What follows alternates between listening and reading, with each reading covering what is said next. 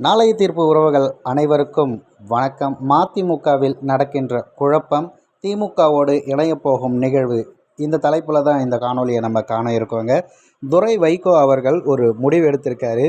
அது மிகப்பெரிய அதிர்ச்சியை அவங்க அப்பாவுக்கு தந்திருக்கு. அப்படி என்ன அப்படின்னு சொல்லி பார்த்தீங்கன்னா, துரை வைகோ பார்த்திங்கன்னா கட்சியை விட்டு விலகுவதாக அறிவித்திருக்காரு. ஸோ கட்சி பொறுப்பில் இருந்து விலக போகிறார் அப்படிங்கிற இந்த தகவல் மிகப்பெரிய அதிர்ச்சி அளிக்குது அப்படின்னு சொல்லிட்டு வைகோ அவர்கள் சொல்லியிருக்காரு. அது மட்டும் கிடையாமல் இந்த செய்தி அப்படிங்கிறது எனக்கு தெரியவே தெரியாது, ஒரு சேனலை பார்த்து தான் தெரிஞ்சுக்கிட்டேங்கிற அளவிற்கு அவர் சொல்கிறாரு.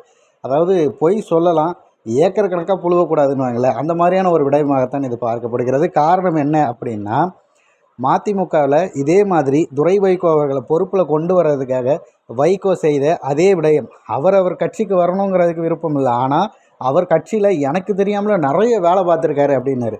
ஒரு தலைவருக்கு தெரியாமல் வேலை பார்த்துட்ருக்காரு அப்படின்னு சொல்கிறதே தவறு. அதுவே பார்த்திங்கன்னா அவருடைய ஒரு எப்படி சொல்கிறது, அறியாமையில் இருக்க ஒரு தலைவராக இருந்திருக்காரு. இங்கே என்னென்ன நடக்குது, யாரால் நடக்குதுன்னு கூட தெரியாமல் இருந்திருக்காருங்கிறத அவரே ஒத்துக்கிறதா அர்த்தம். அதுவும் அது அவர் மகன் செய்திருக்காரு. அதனால் என் கட்சியில் இருக்க எல்லாருமே அவர் வரணும்னு விரும்புகிறாங்கன்னு சொன்னதெல்லாம் எப்படிப்பட்ட விடயம்னு கொஞ்ச நாளுக்கு முன்னாடி மொத்த ஊடகமும் பேசியிருந்தது. அதே போல தான் இந்த நிகழ்வும் கட்சியை விட்டு விலகிறாருங்கிற தகவலும் மிகப்பெரிய அளவுக்கு பேசுபொருளாக மாறுகிறது. இதற்கான காரணம் எங்கே கொண்டு போய் நிறுத்துது அப்படின்னா, கட்சியை சரிவர வழி நடத்த முடியல, அதனால் கட்சியை திமுகவோட இணைக்க போகிறங்கிறதுக்கு ஒரு முதல் அறிகுறியாகத்தான் இது பார்க்கப்படுகிறது.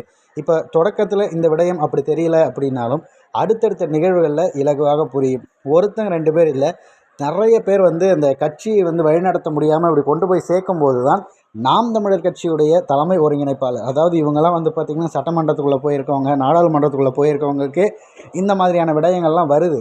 ஆனால் எந்த ஒரு வெற்றியும் காணாமல் தொடர்ச்சியாக மக்களுக்காக உழைத்து கொண்டிருக்கிற அண்ணன் சீமான் அவர்கள் எவ்வளவு வீரியமாக செயல்படுகிறாருங்கிறது இந்த மாதிரியான ஒரு சில நிகழ்வுகளில் நமக்கு ஆணித்தரமாக புரிய வைக்கிறது. சீமான் அவர்களது கரங்களை வலுப்படுத்தணும் அப்படிங்கிறத இந்த மாதிரியான நிகழ்வுகள் தான் நமக்கு அடிக்கடி பார்த்திங்கன்னா ஞாபகப்படுத்துது. 2026 நாம் தமிழர் கட்சியுடைய வெற்றிங்கிறது மக்களுக்கான வெற்றியாக நிச்சயம் பதிவு செய்யப்படும் என